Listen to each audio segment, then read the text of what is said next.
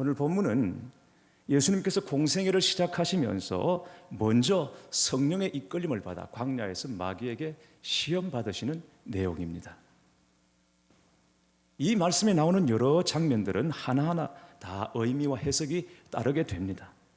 그러나 그 가운데서 우리가 꼭 붙잡아야 할 몇 가지 중요한 포인트가 있다고 생각합니다. 먼저 예수님의 공생에 있어서 그 첫 번째 사역이 왜 하필이면 마귀에게 시험받는 것인가 라는 것입니다. 더 멋지게 사역을 시작하실 수도 있었을 텐데 왜 예수님께서 공생애를 시작하시면서 시험받는 것으로 사역을 시작하시는가라는 것이고, 예수님께서 시험받으신 장소가 왜 광야였는가, 그리고 예수님께서 받으신 세 가지 시험은 각각 무슨 의미가 있는 것인가라는 것입니다.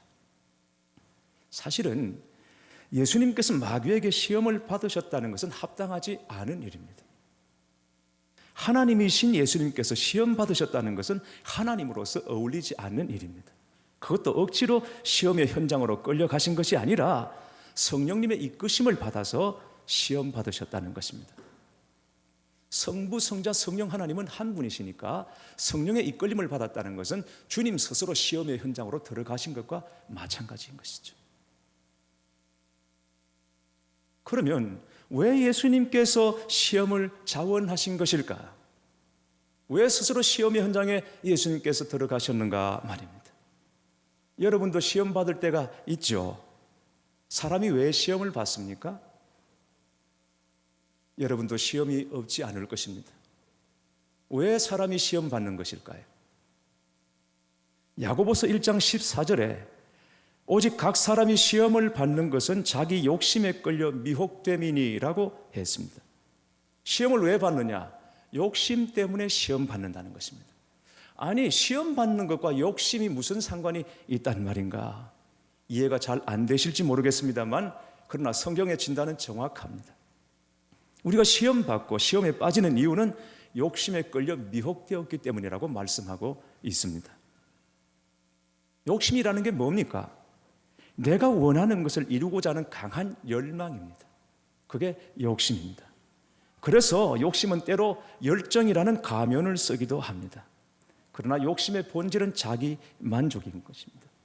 궁극적으로 자기가 원하는 대로 살고 싶은 것이 욕심입니다. 하나님의 말씀과 성령의 인도하심을 따라 사는 것이 아니라 내 뜻대로 내가 원하는 대로 살고 싶은 것이죠. 그러나 욕심이 잉태한 적 죄를 낳고 죄가 장성한 적 사망을 낳느니라는 말씀처럼 자기 만족의 끝은 곧 사망인 줄 알아야 합니다. 여러분 생각해 보십시오. 아담과 하와가 선악과를 먹었습니다. 왜 먹었습니까? 눈에 보이니까. 왜 아담과 하와가 선악과를 먹었죠? 욕심 때문이었습니다. 하나님께서 허락하신 것보다는 하나님께서 허락하지 않은 것에 더 관심이 갔기 때문입니다. 여러분, 마귀가 억지로 아담과 하와의 입을 벌려서 선악과를 밀어넣은 것이 절대 아닙니다. 먹지 않겠다고 몸부림치는 아담과 하와의 입을 벌려서 강제로 선악과를 그 입에다가 밀어넣은 것이 아니라 이 말인 것입니다. 마귀는 단지 보암직하고 먹음직하고 탐스럽도록 포장을 해서 먹어보라, 먹기만 하면 하나님처럼 지혜로운 존재가 되리라고 유혹만 했을 뿐이죠. 결국 먹은 것은 아담과 하와였습니다. 왜? 욕심 때문에. 바로 여기서 시험이 시작된다는 것입니다. 그러나 예수님께서 시험 받으신 것은 욕심 때문이 아닙니다. 예수님은 세속적인 욕심이 전혀 없으시기 때문에 그로 인하여 시험 받을 이유가 하나도 없습니다. 예수님께서 시험 받으신 이유는 욕심으로 인하여 시험에 빠진 우리를 위하여, 욕심으로 인하여 시험에 빠진 우리와 하나 되기 위하여 스스로 시험 받는 자리로 내려오신 것입니다. 그래서 예수님을 둘째 아담이라고 말합니다. 아담은 사람이라는 뜻입니다. 예수님께서 둘째 아담이라는 것은 예수님이 사람이 되셨다는 말입니다. 그런데 첫 번째 아담, 이 아담은 하나님처럼 될 수 있다는 마귀의 유혹에 빠져서 하나님께 불순종하고 범죄하고 말았습니다. 실패한 존재인 것입니다. 그러나 둘째 아담이신 예수님은 첫째 아담의 죄와 실패와 시험을 그대로 다 뒤집어 쓰시고 그 시험의 현장 속으로 들어가셔서 아담이 실패한 것, 아담이 넘어진 것, 아담이 유혹에 빠지게 된 것, 그래서 실패한 존재가 될 수밖에 없었던 이 아담의 실패를 완전히 반전시켜 주시고 만회하여 주심으로 말미암아 주님의 뒤를 따르는 모든 사람들에게 생명으로 사는 길을 열어주신 것인 줄 믿으시기 바랍니다. 예수님께서 시험 받으신 장소가 광야였다는 것은 참으로 의미심장합니다. 아담과 하와가 하나님께 범죄함으로 에덴에서 쫓겨났습니다. 형것과 진리가 있는 곳이었습니다. 아담과 하와가 하나님께 범죄함으로 에덴에서 쫓겨난 현장이 바로 광야였습니다. 그런데 이 광야는 지금 저와 여러분의 현실이기도 합니다. 생각해보면, 내 인생 돌이켜보면 내가 초원길이나 비단길을 걸어왔던 기억보다는 내 인생의 광야를 걸어왔던 것으로 기억되는 것이 훨씬 더 많습니다. 정말 좋았다, 그때는 내 인생 비단길이었다, 내 인생 초원길이었다라고 기억되기보다는 광야와 같았다고 우리는 더 많이 기억하고 있습니다. 왜 그렇습니까? 인생이 광야이기 때문인 것입니다. 그래서 광야는 오늘 저와 여러분이 살고 있는 삶의 현실이기도 한 것이죠. 우리는 여기서 유혹과 시기를 피할 수가 없습니다. 유혹의 시기를 피할 수가 없습니다. 이 광야에서 때로 우리는 외롭고 버려진 존재 같은 느낌을 받기도 합니다. 하나님의 음성이 들리지 않고 하늘이 굳게 닫힌 듯한 느낌을 가질 때가 많습니다. 그런데 예수님은 그 광야로 우리를 찾아와 주시는 것이고, 그리고 거기서 우리의 모든 시험을 대신 담당해 주시는 것입니다. 한 사람이 우물에 빠졌습니다. 그 우물이 얼마나 깊은지 누구든지 꺼내주지 않으면 스스로 우물에서 빠져나올 수 없는 곳이었습니다. 그는 죽을 힘을 다해서 살려달라고 소리쳤습니다. 그때 우물을 지나가던 한 사람이 내려다보고는 말합니다. 이 우물은 정말 깊고 위험한 곳입니다. 그러니 주의를 기울이고 조심하고 또 조심해야 합니다. 이렇게 도덕 교육을 시키고는 그냥 떠나버렸습니다. 잠시 후에 또 한 사람이 왔습니다.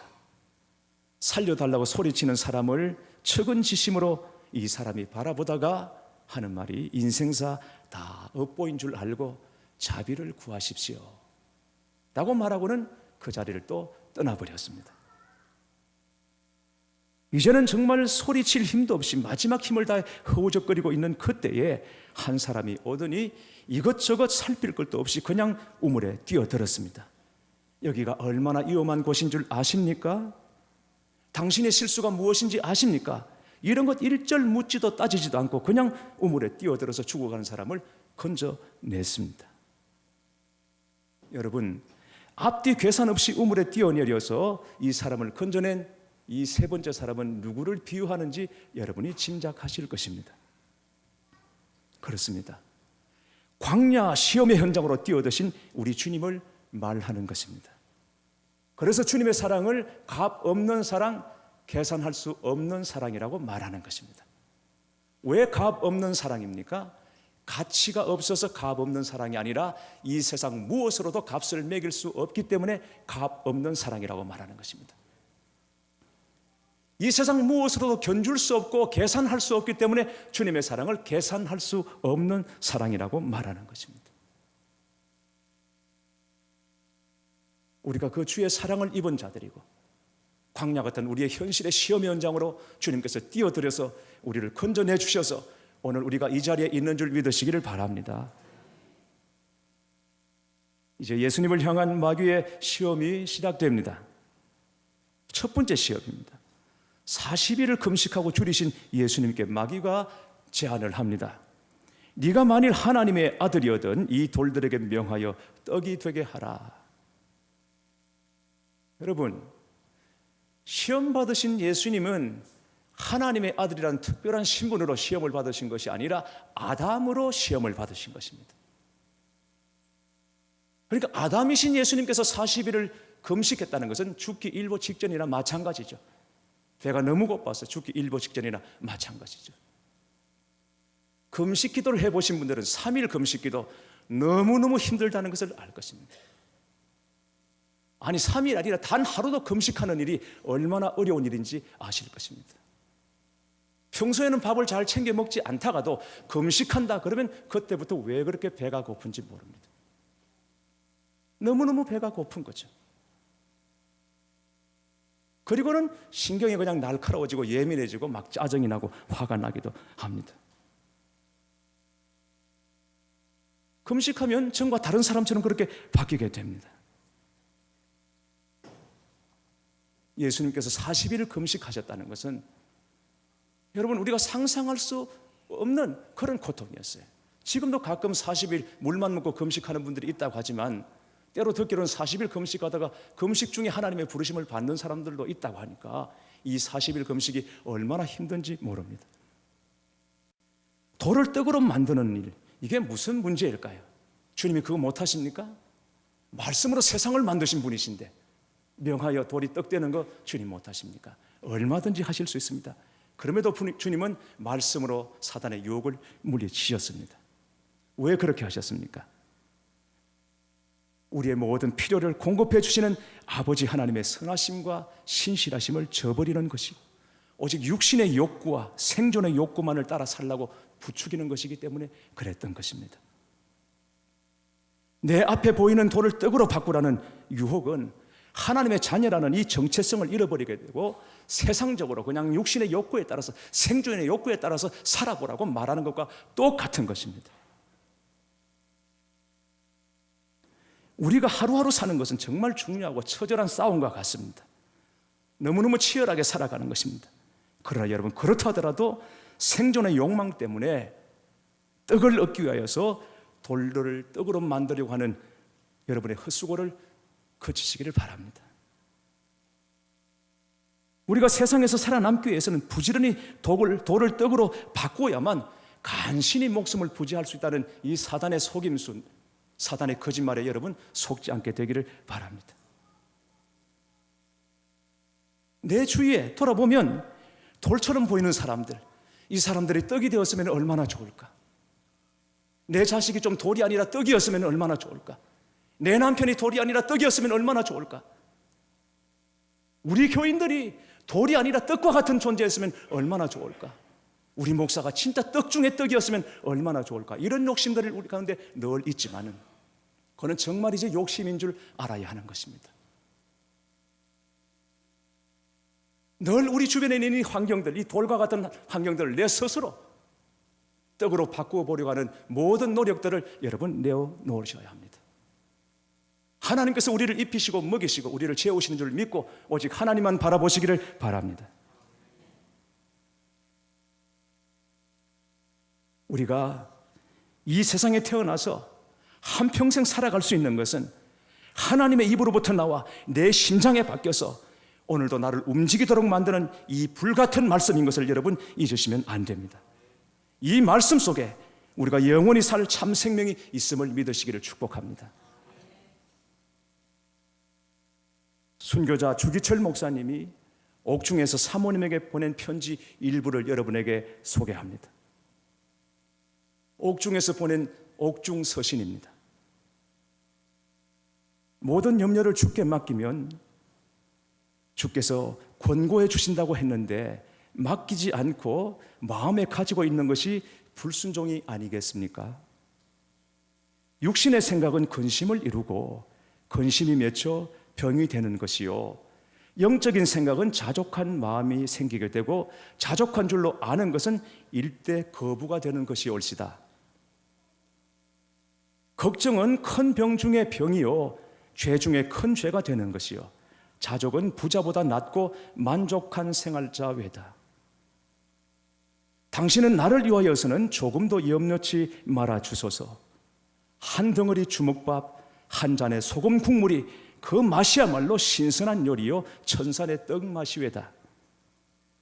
들의 백화발을 곱게 입히시는 우리 아버지께서 나의 식량을 본래 적게 하셨사오니 이 밥으로도 내게는 만족이요 나의 키를 작게 하심으로 옷과 이불은 나의 발등을 덮으니 이만하면 만족이 아닐까요?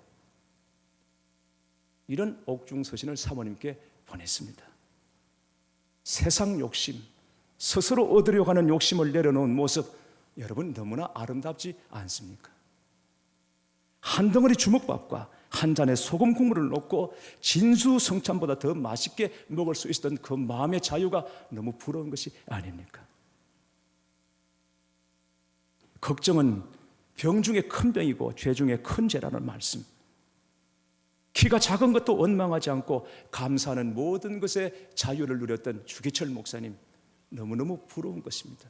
그 자유가 부러운 것이고 그 당당함이, 그 부자로움이 부러운 것입니다. 이제 마귀는 두 번째 유혹을 예수님께 던지고 있습니다. 천한 만국과 그 영광을 보여주면서 자신에게 엎드려 경배하면 이 모든 부귀와 영화를 다 주겠다고 유혹합니다. 여러분, 마귀를 거짓의 아비라고 하지요. 마귀가 예수님께 거짓말하는 것을 보십시오. 내가 내게 주리라 했습니다. 나한테 절하면 예수님께 내가 내게 주리라, 세상이 다 내 거니까 내 뜻대로 누구에게든지 줄 수 있다라고 말하는 것입니다. 이게 마귀의 전형적인 거짓말입니다. 마귀는 세상 주권자가 아닙니다. 마귀에게 세상의 권위와 영광이 주어진 적도 없고 마귀가 또 그것을 다른 사람들에게 나누어 줄 권리도 없습니다. 세상 모든 권위와 영광은 오직 하나님께 있습니다. 마귀는 이 엄연한 진리를 왜곡하는 것입니다. 예수님은 주 너희 하나님께 경배하고 다만 그를 섬기라는 말씀으로 마귀의 거짓을 깨트려 버리십니다. 여러분, 우리 마음속에 어떤 것이 유혹이 되는 것은, 마음속에서 어떤 것이 유혹으로 자리를 잡는 것은 그것이 우리가 처한 어려운 현실, 비참한 현실을 벗어나게 해줄 것 같은 기대감을 심어주기 때문인 것입니다. 그렇게 하면, 그 말대로 하면, 그렇게 따르면 내 이 어려운 현실, 비참한 현실을 벗어날 수 있을 것 같다고, 그런 기대감이 우리 속에 생기는 것이죠. 그게 유혹인 줄 알아야 합니다. 여러분, 속지 않게 되기를 바랍니다. 그런 유혹이 우리 마음속에 일어날 때, 그런 시험이 찾아올 때 정신 차리시고 다만 하나님께만 경배하고 주님을 섬기는 여러분 되시기를 축원합니다. 마귀는 계속해서 세 번째 유혹을 던집니다. 성전 꼭대기에 올라가서 아래로 떨어지면 다치지 않도록 받쳐준다고 약속했으니 그렇게 하면 모든 사람들이 능력의 종이라고 박수치지 않겠냐.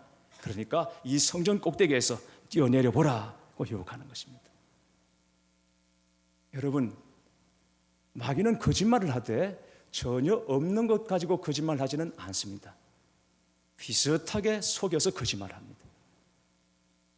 아담과 하와가 선악과를 먹을 때 하나님께서는 먹으면 정령 죽으리라 말씀하셨습니다. 그런데 마귀가 찾아와서 뭐라고 말합니까? 하나님이 정말 먹지 말라고 하더냐? 그랬을 때 하와가 뭐라고 말하죠? 죽을까 하노라 라고 했습니다. 전혀 말씀이 없지는 않은데 그 말씀을 이상하게 그냥 바꾸고 변조시켜서 그 말씀을 어기게 만드는 거예요. 이게 사단의 역사라고 하는 것이죠. 뛰어내리라, 그러면 받쳐준다, 이 말이 없는 것은 아닙니다. 시편 91편 11절 12절에 나와 있는 말씀입니다. 그가 너를 위하여 그의 천사들을 명령하사 내 모든 길에서 너를 지키게 하심이라. 그들이 그들의 손으로 너를 붙들어 발이 돌에 부딪히지 아니하게 하리로다. 이 말씀이 시편에 있습니다. 그런데 주님께서 이 말씀을 주신 것과는 전혀 상관없이 자기 원하는 대로, 자기 생각대로 이 말씀을 도용을 하는 것이죠. 사용하는 것이죠. 여러분, 이게 사단의 역사인 것입니다. 말씀으로 하나님을 시험하지 말아야 합니다. 우리가 말씀으로 하나님을 대적하지 말아야 합니다. 모세가 바로 앞에 섰을 때 그가 들고 있던 지팡이가 뱀으로 변하는 기적을 하나님께서 베풀어 주셨습니다. 놀라운 일이죠. 지금껏 그가 위대한 광야에서 양떼를 치면서 들고 다니던 볼품없는 그 지팡이가 갑자기 던졌더니 뱀으로 바뀌는 것입니다. 그런데 여러분, 바로의 술살들도 똑같은 마술을 행했습니다. 모세의 지팡이가 뱀으로 바뀌자 자기들이 들고 있던 지팡이를 던졌더니 역시 뱀으로 바뀌는 것입니다. 여기까지입니다. 흉내낼 수 있는 범위가 여기까지인 것입니다. 어떻게 됩니까? 모세가 던져서 뱀이 된 그 지팡이가 술사들의 지팡이를 삼켜버리는 것입니다. 그래서 모세의 지팡이는 지팡이를 삼킨 지팡이가 되는 것입니다. 비슷하게 말을 하지만 이단들도 말씀 가지고 마귀도 말씀 가지고 야릇하게 속이지만 결국은 하나님 입에서 나온 말씀만이 진리이고 생명이고 능력인 줄 믿으셔야 하는 것입니다. 예수님께서 이 땅에 오신 이유가 무엇입니까? 십자가 지시고 우리를 죄에서 구원하시기 위해서입니다. 아버지 하나님께서 이 계획을 가지고 계시고 성령께서 이 계획 위에 능력으로 함께 하신 것입니다. 그런데 마귀는 그 능력을 십자가를 위해 쓰지 말고 사람들 앞에서 네 명예, 권세, 영광을 과시하고 자랑하기 위해서 한번 써보라 말하는 것이죠. 여러분, 오늘 우리가 사는 것은 하나님의 영광을 위해서 사는 것이고 우리가 하나님의 형상으로 지음받은 것은 하나님의 영광을 위해서 지음받은 존재라는 것을 기억하셔야 합니다. 우리는 매일 매 순간 호흡하며 살아가는 것이 오직 하나님의 영광, 우리의 삶을 통해서 하나님께 영광을 돌리고 드러내기 위함인 것입니다. 내가 드러내고 나를 자랑하고 그렇게 하기 위해서가 아니라 내 삶을 통해서 하나님 살아계시다, 이것을 증거하기 위해서 오늘 내가 이 자리에 있다는 것을 아셔야 합니다. 그러나 마귀는 그럴 필요가 없다고 말합니다. 네 자존심을 위해서 살고 네가 원하고 바라는 것, 그것을 위해서 살아보라고 끊임없이 우리를 부추기는 것이죠. 우리를 지으신 하나님의 계획, 인생의 목표를 뒤바꾸어 버리는 것입니다. 그게 마귀의 계획인 것입니다. 속지 않으셔야 하는 것이죠. 덫에 갇힌 생쥐가 있습니다. 새로 만든 자그마한 상자인데 그만 갇히고 말았습니다. 친구 생쥐가 안타까운 목소리로 물었습니다. 친구야, 어쩌다가 거기 갇혔어? 너같이 똑똑한 생쥐가 어쩌다가. 상자 속에 가련한 생쥐가 먹다 남은 치즈 조각을 내밀며 대답합니다. 이놈의 치즈 때문에. 오늘따라 치즈 향이 너무 좋은 거야. 난 그냥 치즈 먹고 싶었을 뿐인데 그만 이 꼴이 됐어. 사랑하는 교회 여러분, 여러분이 주로 받는 시험은 어떤 것입니까? 여러분은 어떤 시험에 주로 넘어지십니까? 오늘 본문 마지막 13절 말씀에 마귀가 모든 시험을 다 한 후에 얼마 동안 떠나니라. 여러분, 이 말씀이 심상치 않은 것입니다. 예수님이 이 세 가지 시험을 말씀으로 이기고 난 다음에 사단이 완전 떠난 것이 아니라 얼마 동안 떠나니라. 완전히 떠난 것이 아니라 이 말인 것이죠. 주님의 생애에서 유혹과 시험에 마주하던 순간이 이 광야에서뿐 아니었던 것을 우리는 알 수 있습니다. 예수님께서 십자가 지시기 전날 겟세마네에서 기도하시는 그 마지막 순간까지 마귀는 예수님을 찾아와서 시험하고 유혹했던 것을 여러분 아실 것입니다. 그렇습니다. 이처럼 우리 삶의 시험은 끝이 없을 것입니다. 주님 만날 때까지 시험은 끝이 없을 것입니다. 어떻게 하시겠습니까? 우리는 예수님의 승리에 의지해서 이길 수 있음을 믿으셔야 합니다. 주님이 말씀하셨습니다. 사람이 떡으로만 사는 것이 아니라 하나님 입에서 나오는 모든 말씀으로 살 것이라고 말씀하셨습니다. 예수님은 하나님의 아들이라는 특별한 신분으로 이 시험을 이긴 것이 아니라 구체적인 말씀으로 시험을 이기셨습니다. 교회 여러분, 하나님의 말씀을 읽고 듣고 여러분의 신비에 새기십시오. 그리고 성령의 충만함을 구하시기 바랍니다. 그러면 성령님께서 우리가 붙잡고 승리할 말씀이 무엇인지 생각나게 해 주실 것입니다. 매일매일 예수님의 승리를 여러분의 승리로 만들어 나가시기를 주님의 이름으로 축원합니다. 말씀 가지고 함께 기도하십시다.